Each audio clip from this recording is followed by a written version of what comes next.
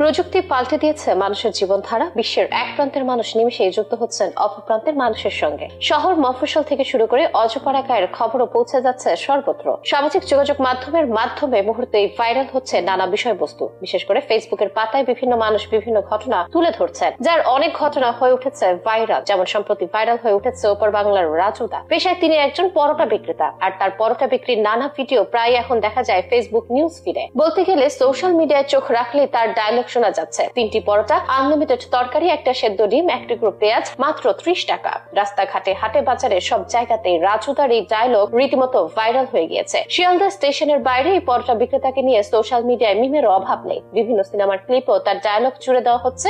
রাজুদা যেন কলকাতার স্ট্রিট ফুডের কিংবদন্তি। দাম ও মানের অসাধারণ কম্বিনেশনে ছুটছেন সবাই। ভরপেট খেয়ে তার দোকানের সামনে গেলেও ক্ষুধা পেয়ে যাচ্ছে, আবার নিচ্ছেন পরোটার স্বাদ। আর সে ভিডিও সোশ্যাল মিডিয়াতে দিতেই অনেক ভিউ। শুধু ওপার বাংলার লোকই নয়, এপার বাংলার অনেকেও সুযোগ পেলে স্বাদ নিতে যাচ্ছেন তার পরোটার। অনেকে সে সময় ভিডিও করে তা পোস্ট করছে নিজের সোশ্যাল মিডিয়ায়। তেমনই এক ভিডিও সম্প্রতি বাংলাদেশকে নিয়ে নানা কথা শোনা গেছে রাজুদার কণ্ঠে। কথায় কথায় রাজুদা জানান বাংলাদেশের ঝিনাইদহ, মাগুরা, যশোর অঞ্চল তার চেনা। এসব জায়গায় তিনি এসেছেন, ঘুরেছেন। এমনকি ভবিষ্যতে আবারও বাংলাদেশে আসার ইচ্ছা আছে তার। ভাইরাল রাজুদা জানান আবারও বাংলাদেশে এলে 64 জেলা ঘুরে যাবেন তিনি। একই সাথে বাংলাদেশের মানুষের প্রতি ভালোবাসার কথাও জানান তিনি। গত কয়েক মায়া ধরে অনলাইনে ভাইরাল রাজুদা। কম দামে ভালো মানের খাবার দেন তিনি, সাথে তার সহজ সরল কথা বলার ধরন ও পরোটা বিক্রির উদ্দেশ্য অভিনব সব সংলাপ, এসবই তাকে করে তুলেছে ভাইরাল, চিনিয়েছে দুই বাংলার কোটি কোটি মানুষের কাছে। জানা যায় রাজুদা সবচেয়ে ভালো মানের আটা, ঘি এবং অন্যান্য উপকরণ ব্যবহার করেন। এই উপকরণগুলির নিখুঁত অনুপাতেই পরোটাকে দেয় সেই